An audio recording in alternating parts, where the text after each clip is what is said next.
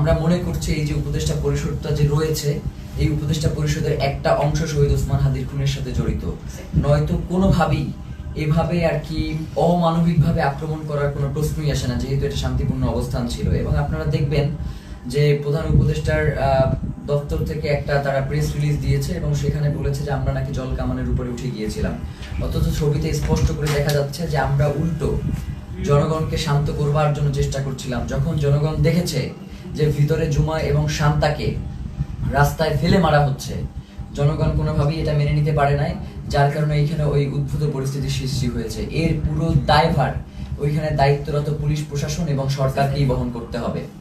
প্রিয় ভাইয়েরা, আপনাদেরকে স্পষ্ট করে জানাই যে সামনে খুবই গুরুত্বপূর্ণ একটা নির্বাচন রয়েছে 12 তারিখ।